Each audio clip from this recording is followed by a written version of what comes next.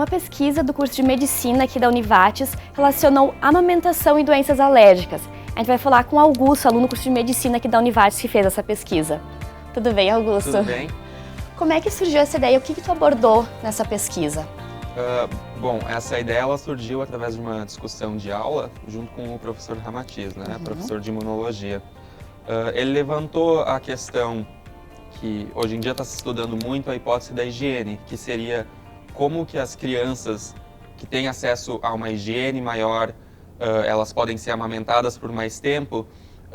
Está se vendo uma tendência que essas crianças tendem a ter mais alergias ao longo da vida.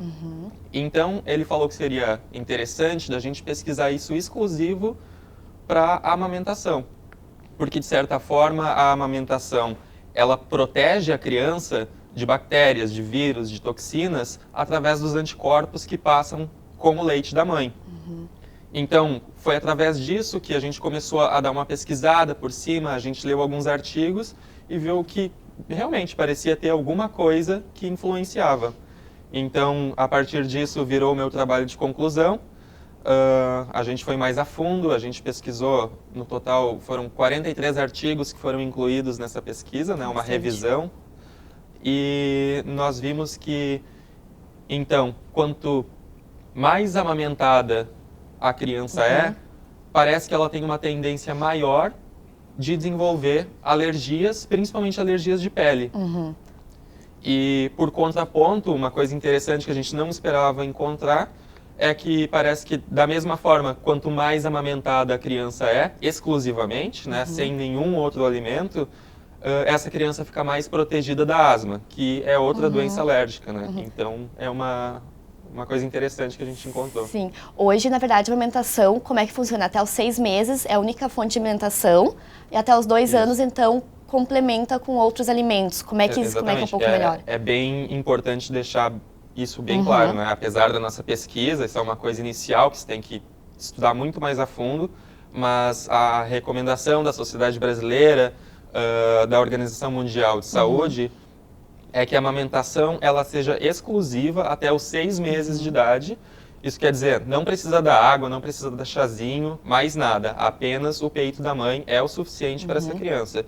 E após isso, então, o ideal é que se comece a introduzir outros alimentos, mas se continue com a amamentação como alimentação complementar, né? Pelo menos até os 2 anos de vida dessa criança. Então, o estudo, ele viu a partir desses 2 anos, se tu continua amamentando, dando leite materno, aí sim são desenvolvidas doenças alérgicas. Na verdade, o que a gente olhou mais foi a partir dos 6 meses. Se essa amamentação exclusiva continua depois dos 6 meses, aí sim que a gente vê uma diferença. Porque conforme vão sendo introduzidos novos alimentos a partir dos 6 meses, essa criança vai entrar em contato com coisas novas, né? Porque na comida que a gente come, em tudo, na verdade, vão ter vírus e bactérias que sempre estão ali.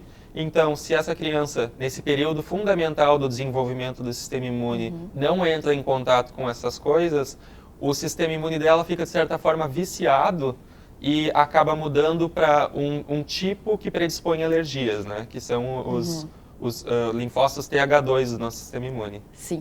E como é que foi feita essa pesquisa? Ela foi mais teórica, teve alguma aplicação prática para ver se aqui realmente isso acontece, o que vocês pesquisaram teoricamente acontece de verdade?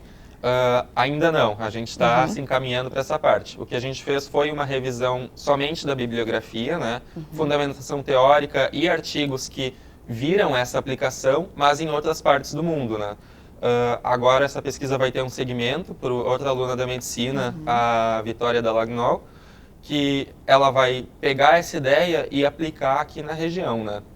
Ela vai, então, através de questionários com as mães, ver com que idade que foram introduzidos novos alimentos para essa criança e se essas crianças desenvolveram alguma alergia ao longo da vida, o que foi de alergia, se foi uma dermatite atópica, se foi asma, se foi rinite, essas coisas assim, para a gente ver se aqui tem uma aplicação realmente, né? Sim.